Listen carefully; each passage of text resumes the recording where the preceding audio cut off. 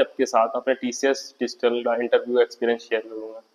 मैंने अपना डिजिटल का इंटरव्यू 12 जून को दिया था PSIT कॉलेज में, और वो मेरे नियरेस्ट पड़ रहा था, तो वहीं पे हम लोग का इंटरव्यू शेड्यूल हुआ था।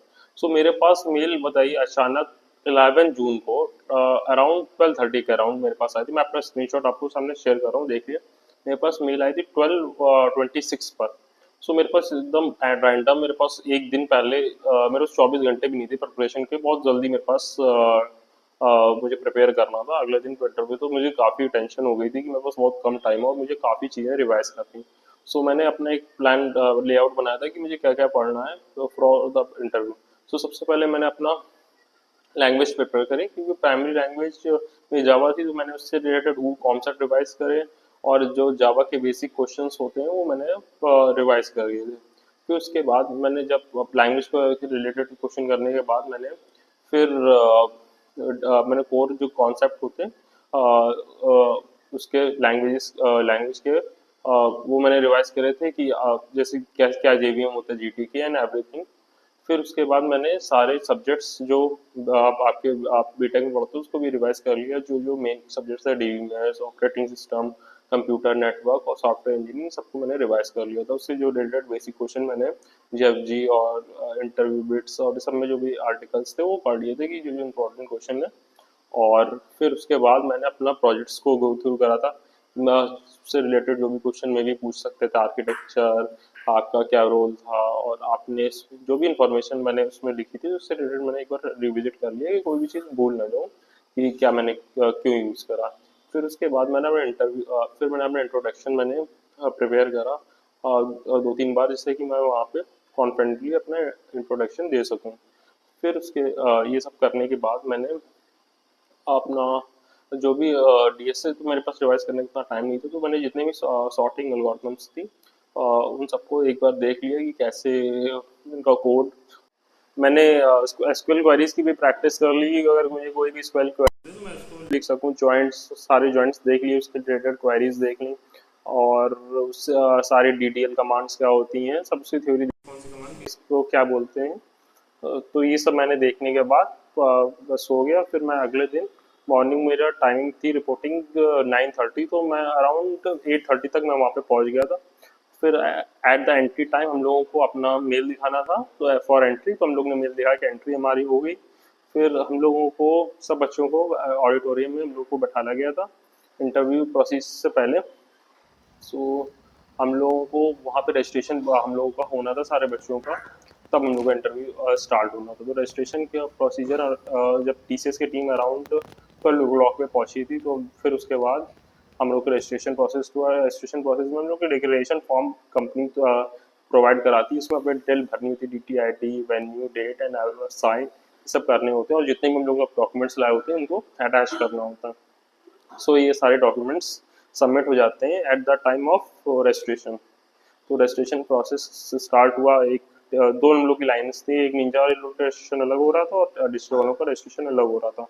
रजिस्ट्रेशन प्रोसेस बहुत स्लो स्लो होते होते मेरा 2:30 तक मेरा नंबर आया रजिस्ट्रेशन कराने का। तो रजिस्ट्रेशन होने के बाद हम लोगों का इंटरव्यू स्टार्ट हो गए थे। जब 50-60 रजिस्ट्रेशन हो गए तो इंटरव्यू स्टार्ट कर दिए गए थे। एक ऑडिटोरियम में बच्चों का रजिस्ट्रेशन हो रहा था, और जो रूम्स थे उसमें इंटरव्यूज चल रहे थे। सबसे पहले उन लोगों ने, कॉलेज वालों ने डिजिटल वालों का इंटरव्यू स्टार्ट करा दिया था, निंजा वालों को नहीं स्टार्ट हुए थे। तो अराउंड 7 to 8 पैनल आए थे, तो 3 डिजिटल में बैठे हुए थे पैनल्स, और बाकी पैनल्स निंजा के लिए थे। तो ऐसे ही करते करते मेरा जो प्रोसीजर था, मेरा नंबर आया था अराउंड 4:30 से 5 o'clock के बीच में। नंबर हम लोग का वेटिंग एरिया में बैठ गए थे हम लोग, जहाँ पे रूम के बाहर जहाँ पे हम लोग को नंबर आना था। मेरा 5 o'clock तक नंबर आ गया था। तो फिर जब मैंने रूम में एंट्री करी, हम लोग का सामने, मेरे सामने पैनल बैठा हुआ था, उसमें 3 लोग थे। सबसे आगे में सामने मेरे बैठे हुए थे टेक्निकल पर्सन, उसके राइट में हमारे मैनेजर पोस्ट थे, MR थे, और इधर साइड हमारे HR बैठे हुए थे। मैं जब गया तो मुझसे कहा कि अपना CV वहाँ पे रखिए। CV रखने के बाद HR ने कहा इंट्रोड्यूस योर सेल्फ। तो मैंने अपना इंट्रोडक्शन जो प्रिपेयर करा था वो मैंने बताया उनको। फिर उसके बाद HR ने मुझसे पूछा कि आप इससे पहले, आपने यहाँ पे कितने, आपने इससे पहले कितने इंटरव्यूज दिए हैं। सो मैंने अपना बताया, मैंने अराउंड 4 इंटरव्यूज़ दिए हैं। सो उन्होंने पूछा आपके कि आपके पास कौन कितने ऑफर लेटर हैं। सो मैंने बताया मेरे पास एक ऑफर लेटर है एचसीएल की तरफ से। तो उन्होंने फिर उसके बाद पूछा कि क्या आपने माइंट्री और एसेंचर में नहीं हुआ। तो मेरे मेरे में तो विजिट करी। तो मैं थोड़ा सा शॉक था कि ये क्यों मुझसे पूछ रहे हैं। तो तब तक एमआर ने बोला कि आपकी कॉलेज हाईएस्ट पैकेज 66 लाख गया। सो मैं समझ गया कि ये लोग कंफ्यूज है पैनल की मैं मे बी पीएसआईटी से मुझे समझ रहे हैं। तो मैंने उनको बोला कि sir I am not from PSIT, I am from CMJ college. So फिर उनके बाद उन्होंने समझ गया कि अच्छा ये दूसरे कॉलेज का है। सो फिर वो उन्होंने फिर दूसरे कोई क्वेश्चन स्टार्ट करे। फिर एचआर ने पूछा अपनी फैमिली के बारे में बताइए, आपकी फैमिली में कौन कौन है और फैमिली में क्या करते हैं। सो मैंने उनको इन्फॉर्मेशन दी। फिर उसके बाद टेक्निकल पर्सन ने अपना क्वेश्चन पूछना स्टार्ट करा। तो सबसे पहले उन्होंने पूछा कि आपका फेवरेट सब्जेक्ट कौन सा था बीटेक में। सो मैंने बताया कि मुझे सॉफ्टवेयर इंजीनियरिंग सब्जेक्ट मेरा फेवरेट था, क्योंकि उसमें मैंने लाइफ साइकिल और कैसे कैसे डिफरेंट हम लोग की यूज़ होती हैं अलग अलग स्टेजेस कैसे, तो सब काफ़ी नॉलेज हम लोग को मिली कैसे हम लोग को प्रोडक्ट डेवलप करना होता है। तो उन्होंने मुझे इसके बारे में पूछा, एजाइल मॉडल पूछा था। तो एजाइल मॉडल के बारे में जो भी मुझे मुझे पता था मैंने सारी इन्फॉर्मेशन उनको बताई। सो उन्होंने पूछा कि एजाइल उस मॉडल को एजाइल ही क्यों बोलते हैं, एजाइल टर्मिनोलॉजी क्यों यूज़ करी जाती है। सो उसके बारे में जो मुझे पता था मैंने उसके बारे में बताया। फिर उसके बाद उन्होंने पूछा कि आपकी प्राइमरी लैंग्वेज क्या थी। तो मैंने उसमें बताया कि मेरी प्राइमरी लैंग्वेज जावा थी, मैंने कोडिंग मोस्टली उसमें की है। फिर उससे रिलेटेड उन्होंने पहला क्वेश्चन पूछा कि आप जो जावा है प्लेटफॉर्म इंडिपेंडेंट लैंग्वेज क्यों बोली जाती है। सो फिर मैंने उसका एक्सप्लेनेशन दिया कि कैसे जावा का code source code byte code में कन्वर्ट होता है और वो बाइट कोड आप किसी भी डिवाइस पर रन करा सकते हैं, उसमें जेवीएम में इंस्टॉल होना चाहिए। सो फिर उसके बाद उन्होंने ये पूछा जो जार फाइल बनती है उस जार फाइल में क्या हम लोग अपडेशन कर सकते हैं। तो ये इस बारे में मुझे कोई नॉलेज नहीं थी कि जार फाइल में लोग अपडेट कर सकते हैं। सो मैंने उनको बताया कि इसके बारे में sir I have don't knowledge of this. फिर उसके बाद उन्होंने दूसरा क्वेश्चन पूछा कि जो जावा में गार्बेज कलेक्टर कैसे वर्किंग करता है।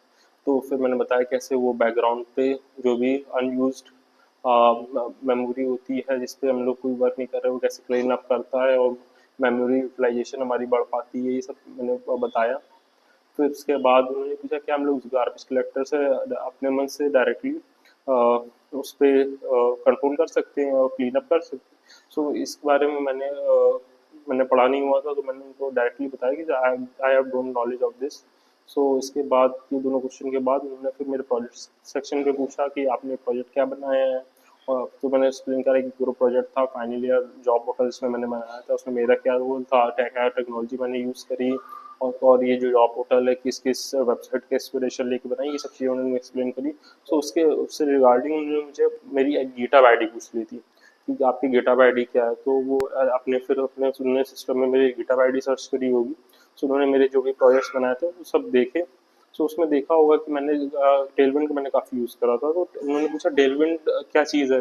तो फिर मैंने टेलविंड के बारे में बताया क्या उसका एडवांटेज है यूज़ करने के लिए, कि मोबाइल फर्स्ट अप्रोच होता है टेलविंड का। Inline C S S inbuilt हम लोग को क्लासेस बनी होती है, उससे काफ़ी इजी हो जाता है। सो जो मैं इन्फॉर्मेशन थी मैंने पूरी इन्फॉर्मेशन बताई उसके बारे में। फिर उसके बाद उन्होंने उसे एक कोडिंग क्वेश्चन लिखवाया था, बहुत सिंपल था कि 3 नंबर को सॉर्ट करना है असेंडिंग ऑर्डर में। तो एक के थ्रू मैंने कर दिया था। तो इतना क्वेश्चन पूछा था। फिर उसके बाद एचआर ने मुझसे ये क्वेश्चन पूछा था कि क्या अगर अगर हम आपको निंजा पैकेज ऑफर करते हैं तो क्या आप एचसीएल का ऑफर एक्सेप्ट करेंगे, हमारा ऑफर एक्सेप्ट करेंगे। सो इस क्वेश्चन का आंसर देने के लिए मैंने थोड़ा सा टाइम लिया था। फिर मैंने उनसे बोला था कि मैं टीसीएस को ज्वाइन तो ज़रूर करूँगा, क्योंकि टीसीएस की ट्रेनिंग और उसके प्रोजेक्ट्स काफ़ी अच्छी होती हैं और टीसीएस एज अ सबसे बड़ी मल्टीनेशनल कंपनीज है, अपने एम्प्लॉयज़ कल्चर उसके बारे में मैंने पूरी इन्फॉर्मेशन दी थी। बट मैंने उनसे ये भी अपनी पॉइंट अपना रखा था कि मैं टीसीएस में एज अ डिजिटल रोल के लिए मैं के लिए इंटरव्यू देना है, मैं उसको उसको प्रेफर करूँगा। बट अगर मुझे मिलता है तो मैं कर लूँगा। बट एक मैंने अपना कंसर्न भी रखा था कि टीसीएस की जो ज्वाइनिंग होती है बहुत लेट होती है। और मान लो कि सबको पता है कि अराउंड 1 ईयर ले लेते हैं उसकी ज्वाइनिंग करते कराते हैं। और मेरा जो उसका रोल था उसकी ज्वाइनिंग और एचसीएल का ऑलमोस्ट 1-2 मंथ्स में ज्वाइनिंग एचसीएल दे देती है। सो मैंने अपने ये पॉइंट ज़रूर उनको सामने रखा था कि अगर एचसीएल की ज्वाइनिंग की डेट मेरी आ जाती हैं, और फिर उसके बाद maybe I will switch, मतलब मैंने पॉइंट उसमें इनके सामने रख लिया था कि मैं एस का भी मैं देख सकता हूँ, क्योंकि एस की जो लोकेशन थी मुझे नकला ऑफर हुई है। तो उसके बारे में अगर इन्फॉर्मेशन चाहिए कि एस का कैसे सिलेक्शन प्रोसीजर होता है, क्या क्या उसमें राउंड्स हुए थे, उसके बारे में मैं आपके लिए वीडियो बना दूँगा। सो फिर ये फिर उसके बाद ये बस इतने क्वेश्चन पूछे गए थे, फिर उसके बाद मेरा इंटरव्यू ओवर हो गया था। तो जो डिजिटल का इंटरव्यूज का बहुत ज़्यादा हार्ड लेवल नहीं था। तो मैंने और लोग से भी फीडबैक लिया, जितने भी साथ में मेरे दोस्तों ने या फिर और भी बच्चों ने दिए थे, तो किसी से भी बहुत ज़्यादा हार्ड क्वेश्चन नहीं पूछे गए थे। जो भी पैनल्स थे बहुत नॉर्मल क्वेश्चन थे, और कोडिंग क्वेश्चन बहुत ईजी पूछे गए थे। ज़्यादातर बच्चों से ही क्वेश्चन पूछे गए थे, 2 नंबर स्वैप करना विदाउट यूजिंग थर्ड वेरिएबल, और ये क्वेश्चन पूछा गया था। या जो मुझसे पूछा गया, कुछ लोगों को सॉर्टिंग से रिलेटेड क्वेश्चन पूछा गया था, सॉर्टिंग, क्विक सॉर्ट या मस्ट सॉर्ट से रिलेटेड पूछा गया था। कोई हार्ड क्वेश्चन नहीं पूछा था, स्टैक, लिंक लिस्ट, क्यू या फिर ये सब कुछ नहीं पूछा गया था।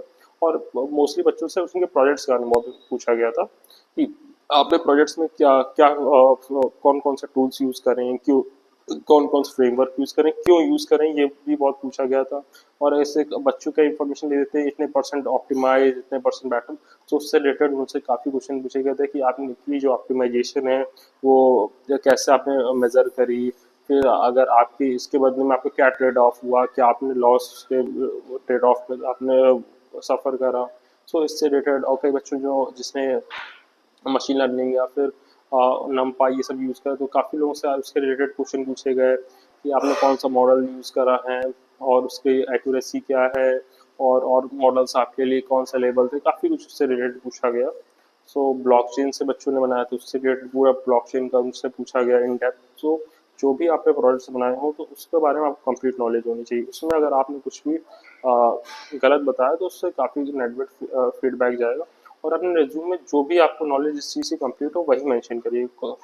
आप एक्स्ट्रा चीज़ें उसमें इम्प्रेस करने के लिए अगर मान लीजिए आप लिखते भी हैं, सो अगर आप उसका नॉलेज नहीं है, तो फिर उसका नेगेटिव इम्पैक्ट ज़रूर जाएगा, क्योंकि वो रिज्यूम ही से रिलेटेड सबसे क्वेश्चन पूछे थे, किसी से भी आउट ऑफ बाहर से नहीं पूछे गए थे। और सबसे, अगर आपका इंटरव्यू है आगे, तो आप लोग कोशिश करिए कि अपना रिज्यूमे को ऐसा ऑप्टिमाइज या फिर ऐसे भी चेंजेस करिए कि जो भी आपको इन्फॉर्मेशन आप वही मेंशन करिए जो आपको बहुत अच्छे से आती है, और वही आपको फिर बेनिफिट भी करेगी। अगर आपने ऐसी चीज़ें लिख दी जो आपको नहीं आती हैं, तो फिर वहाँ पे आपको सफ़र करना पड़ सकता है कि ऐसी क्वेश्चन में भी पूछ लें जो आपको नहीं पता हो। और सेकंड एडवाइस ये है कि आप एचआर क्वेश्चन देख ही जाइए, और काफ़ी लोगों से एचआर क्वेश्चन पूछे गए थे, ऐसे कि सिचुएशन बेस्ड पूछे गए थे आपके डेडलाइन से रिलेटेड, और अगर आपके ऊपर ट्रेनिंग में आपको कोई चीज़ नहीं आती है, काफ़ी चीज़ें ऐसे पूछी गई थी कि आपको अगर आपको कोई प्रोजेक्ट में प्रॉब्लम आती है तो आप किससे हेल्प लेंगे, और फिर अगर आपका प्रोजेक्ट डिले होता है तो आप कैसे डेडलाइन को मैनेज करने के लिए क्या क्या एफर्ट्स करेंगे, अगर आपको हॉलीडे लेना है और उसके लिए कोई भी चीज़ के लिए, बट आपका डेडलाइन उस पर आपको प्रोजेक्ट भी सबमिट करना है, तो कैसे आप दोनों चीज़ को मैनेज करेंगे। तो काफ़ी सिचुएशन बेस्ड क्वेश्चन पूछे गए थे बच्चों से। तो सिचुएशन बेस्ड क्वेश्चन भी आप देख के जा सकते हैं कि क्या आंसर देंगे, और क्या आपको जो स्टार फ्रेमवर्क का यूज़ करके लोग देते हैं सिचुएशन बेस्ड, तो उसका भी यूज़ कर सकते हैं अपने एचआर क्वेश्चन को आंसर करने के लिए। और सेकेंडली आपसे क्वेश्चन उसके लिए रिलेटेड भी पूछे गए थे बच्चों से, काफ़ी जी के क्वेश्चन कुछ लोगों से बच्चों से निंजा वालों से पूछे गए थे कि CM of UP, deputy CM of UP, and काफ़ी ऐसे जनरल क्वेश्चन पूछ लिए गए थे। तो मतलब आप इसके लिए थोड़ा बहुत देख लीजिएगा कि आपका जहाँ पे इंटरव्यू हो रहा हो, तो उसके बारे में एक दो चीज़ें देख लीजिएगा, मे भी वो भी क्वेश्चन पूछे जा सकते हैं एज आई चाह रहा हूँ कि बच्चों से पूछे गए थे। कहेंगे तो मैं अपने फ्रेंड्स का जिन्होंने निंजा प्राइम का इंटरव्यू दिया, तो उनका भी एक्सपीरियंस आपके साथ शेयर कर दूंगा। तो कमेंट बॉक्स में लिख दीजिएगा अगर आपको निंजा और प्राइम का इंटरव्यू एक्सपीरियंस चाहिए हो। मैं अपने सारे फ्रेंड्स का जिन्होंने दिया है उनका मैं शेयर कर दूंगा इंटरव्यू एक्सपीरियंस, क्या क्या उसमें डिटेल में क्वेश्चन पूछे गए थे, और उन्होंने उनका कैसा एक्सपीरियंस किया हुआ। सो कमेंट में आप लोग ज़रूर अपना फीडबैक बताइएगा कि आपको कैसा ये वीडियो लगा। So till then, see you.